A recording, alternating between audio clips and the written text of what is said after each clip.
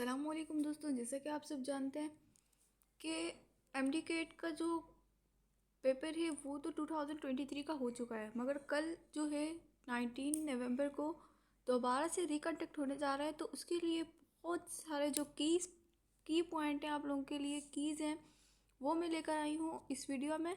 तो इसको देखना मत भूलिएगा, आप लोगों के पास अभी भी टाइम है। मैं चैप्टर वाइज तमाम लेक्चर्स जो है, आज की जो की पॉइंट है, मेन पॉइंट है, छोटी छोटी वीडियोस में आप लोगों के साथ जल्दी जल्दी डिस्कस कर दूँगी। तो समझ लें आप लोगों की एक तरह से क्विक रिवीजन हो जाएगी 1 डे के अंदर फिज़िक्स की। तो चलिए आइए स्टार्ट करते हैं। इसको स्टार्ट करने से पहले मैं रिक्वेस्ट करूँगी, मेरे चैनल स्मार्ट अकेडमी को लाइक एंड सब्सक्राइब जरूर करेगा, अपने फ्रेंड्स के साथ जरूर शेयर करेगा, बेल आइकन पर क्लिक कर दीजिएगा ताकि फिर नेक्स्ट आने वाली वीडियो भी तो आप तक पहुँच सके। तो यहाँ पर जो है, ये सबसे फर्स्ट जो हमारे पास चैप्टर है वो है थर्मोडायनेमिक्स, हमारे पीएमडीसी सिलेबस के लिहाज से, जो कि कल डाओ कंडक्ट करने वाली है लम्स यूनिवर्सिटी जामशोरो में, सिंध वालों के लिए भी, और कैपी के में 26 नवंबर को कंडक्ट होने जा रहा है। तो सबसे पहले सिंध वालों के लिए ही चैप्टर है थर्मोडायनेमिक्स। तो सबसे पहले इसमें लिखा हुआ है कि thermodynamics is the field related to the heat transformations of heat into other types of energies and vice versa। तो सबसे पहले हम तो ये जानते हैं कि हीट क्या है, ये ट्रांसफ़र है एक बॉडी से दूसरी बॉडी में। तो सबसे पहले इसको हीट को हम लोग समझते हैं, हीट क्या है, ट्रांसफ़र, कोई किसी भी चीज़ का ट्रांसफ़र होना एक बॉडी से दूसरी बॉडी में, यानी हॉट बॉडी से कोल्ड बॉडी में या कोल्ड बॉडी से हॉट बॉडी में। तो यहाँ पर फर्स्ट लॉ ऑफ थर्मोडायनेमिक्स मौजूद है। इसमें लिखा हुआ है जो फर्स्ट लॉ ऑफ थर्मोडायनेमिक्स है, ये स्टेट करता है अमाउंट ऑफ हीट को डेल्टा क्यू, और जो सप्लाई की जा रही होती है सिस्टम कंजर्व कर रहा होता है during some external work delta W, और एज वेल एज इंक्रीज कर रहा होता है इंटरनल एनर्जी को यानी डेल्टा यू को। तो यहाँ पर जो फर्स्ट लॉ की इक्वेशन है ये बहुत ज़्यादा इंपॉर्टेंट है, तो इसको देख लें आप लोग गौर से। यहाँ पर इसमें लिखा हुआ है डेल्टा क्यू यानी हमारे पास जो हीट है वो, और डेल्टा यू यानी इंटरनल एनर्जी, और डेल्टा डब्ल्यू यानी वर्क।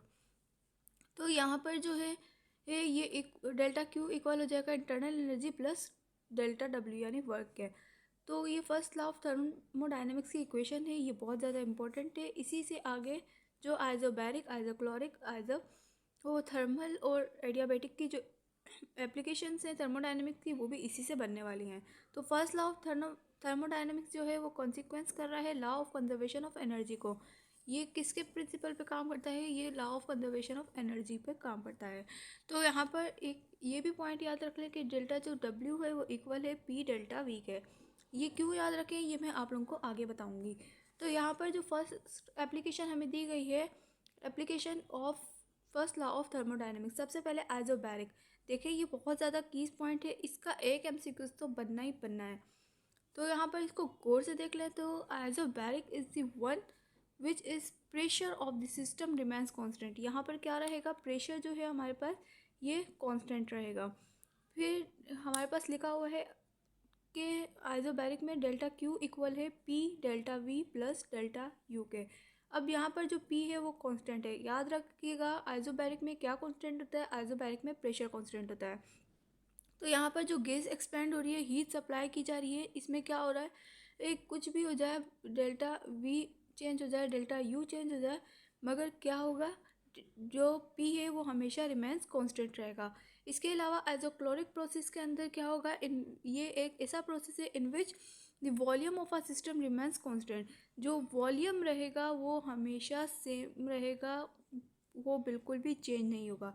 वॉल्यूम के कांस्टेंट रहने का मतलब ये है कि डेल्टा डब्ल्यू जो है वो हमेशा ज़ीरो के इक्वल आ जाएगा।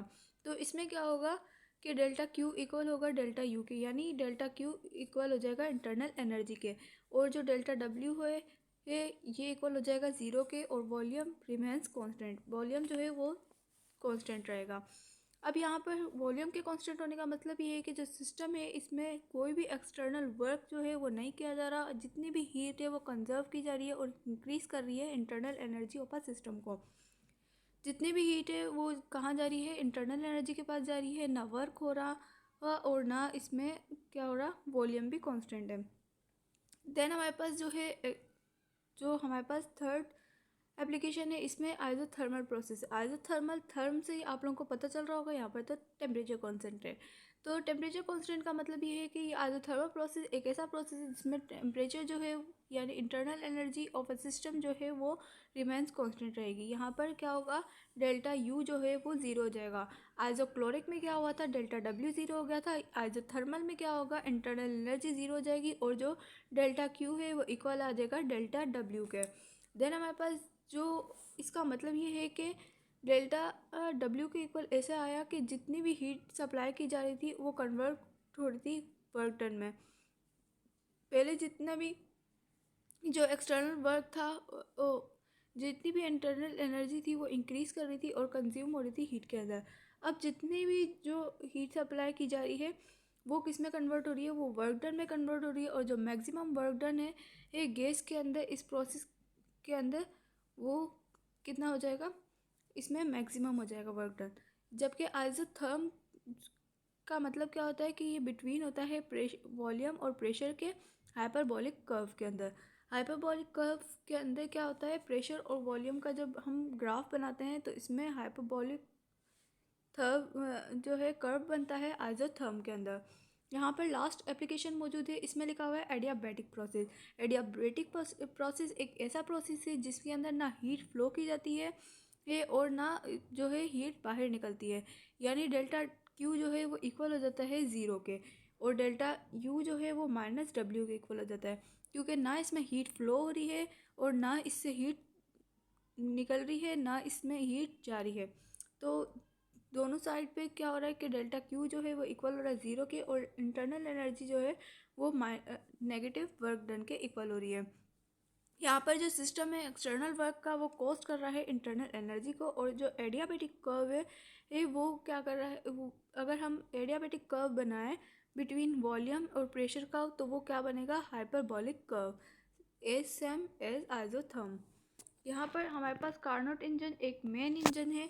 ये क्या है, एक आइडियल इंजन है। इसको डिस्कस करते हैं कि आइसो यहाँ पर जो कार्नोट इंजन है ये एक आइडियल इंजन है। ये क्या करता है, मैक्सिमम पॉसिबल एफिशिएंसी जो होती है इस सिस्टम की उसे ऑब्टेन करता है बाय हीट इंजन और ऑपरेट करवाता है साइकिल के अंदर बिटवीन टू जो हमारे पास गिवन रिजर्वर्स होते हैं उनके अंदर of heat at the different temperature. यहाँ पर जो कार्नोट हीट है ये एक इंजन है, ये आइडियल इंजन है जो कि कंसिस्ट होता है hot body of infinite thermal capacity के अंदर, ये जो सिमिलर कोल्ड बॉडी के अंदर। और ये एक परफेक्ट जो है ये हीट इंसुलेटर है और जो सिलेंडर है जो वर्क कर रहा होता है इसके साथ जो सब्सटेंसेस होते हैं। ये जो कार्नोट इंजन है वो रिवर्सिबल इंजन है। ये याद रखिएगा, कार्नोट इंजन जो है वो क्या है, आइडियल इंजन है। कार्नोट इंजन क्या है, ये आइडियल हीट इंजन है। इसके अलावा ये रिवर्सिबल इंजन भी है, ये मैक्सिमम पॉसिबल एफिशिएंसी रखता है। ठीक है, नेक्स्ट। ठीक है, फिर जो कार्नोट इंजन है ये एक आइडियल इंजन है। ये बार बार इसलिए याद दिला रहे हैं कि आप लोग अगर एमसीक्यूज आ जाए कार्नोट इंजन क्या है तो आप लोग फ़ौरन से टिक कर दें कि आइडियल इंजन है। इसके अलावा ये कंसिस्ट होता है एक हॉट बॉडी के अंदर जो इनफाइनाइट जो थर्मल कैपेसिटी जो होती है उसके एक सिमिलर कोल्ड बॉडी के अंदर, और एक परफेक्ट हीट इंसुलेटर है। और जो सिलेंडर है वो वर्क करता है, ये सब वर्किंग सब्सटेंस है इसके साथ। और जो कार्नोट इंजन है ये रिवर्सिबल इंजन है। ठीक है, जो कार्नोट साइकिल की अगर हम बात करें तो कंसिस्ट होती है थर्मल और एडियाबैटिक कंप्रेशंस के ऊपर। और ये जो टू एक्सप्रेशन है एफिशिएंसी ऑफ कार्नोट इंजन की वो यहाँ पर दी गई हैं। तो यहाँ पर जो एफिशिएंसी इक्वल है आउटपुट अपन इनपुट के, और यानी W अपन Q1 के। यहाँ पर W अपन Q1 से मुराद ये है कि Q1 minus Q2 upon Q1। इसको हम ऐसे भी लिख सकते हैं कि Q minus 1 upon and Q2। यहाँ पर जो Q2 है ये क्या है, ये रिजेक्टेड है, सिंक कर रहा है हीट। और जो Q1 है ये क्या है, ये सप्लाई हो रही है जो सोर्स के ज़रिए हीट वो है। एफिशिएंसी जो है वो एक्सप्रेस की जाती है थर्मल टेम्परेचर के अंदर, जिसे N is equals to 1 minus T2 upon T1 भी कहते हैं। एंथैल्पी की अगर हम बात करें, एंथैल्पी एक बहुत ज़्यादा इम्पोर्टेंट कॉन्सेप्ट है ये। तो यहाँ पर एंथैल्पी जो है ये मेजर की जाती है डिसऑर्डर ऑफ अ सिस्टम के अंदर। एंथैल्पी जो है वो डिसऑर्डर है, ऑलवेज इंक्रीज होती है और रिमेंस कांस्टेंट होती है, मगर डिक्रीज़ नहीं होती। यहाँ पर जो सेकंड लॉ ऑफ थर्मोडायनेमिक्स है उसके अंदर कह रहे हैं कि ये जब आइसोलेटेड सिस्टम के अंदर ये जो है इंथैल्पी अंडरगो करती है तो यहाँ पर चेंज होता है, डिसऑर्डर सिस्टम के अंदर जो है सिस्टम जो है वो इंक्रीज होता है। इसका मतलब ये है कि चेंज इन इंथैल्पी यानी delta S is equals to delta S किसको शो कर रहा है, इंथैल्पी को, delta Q upon delta T यानी हीट अपॉन टेम्परेचर के। यहाँ पर जो हीट है ये रिमूव हो रही है बॉडी के अंदर से और एंथैल्पी जो है वो चेंज हो रही है नेगेटिव। अगर हीट जो है निकलेगी बॉडी से यानी रिमूव होगी तो क्या एंथैल्पी हमारी क्या हो जाएगी, नेगेटिव हो जाएगी। अगर हमारी हीट जो है वो एंटर हो रही है किसी सिस्टम